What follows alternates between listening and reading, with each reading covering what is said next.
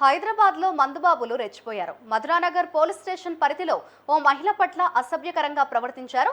రాత్రిపూట దారిలో వెళ్తున్న భార్య భర్తలను అడ్డుకొని మహిళను వేధింపులకు గురిచేశారు. నన్నే నీ భర్త అనుకో, నీ ఫోన్ నెంబర్ కావాలి అంటూ వేధించారు. టచ్లోకి వస్తావా అంటూ మందుబాబులు వేధించారు. అనంతరం రంగంలోకి దిగిన పోలీసులు ముగ్గురు ఆకతాయిలను అరెస్ట్ చేశారు.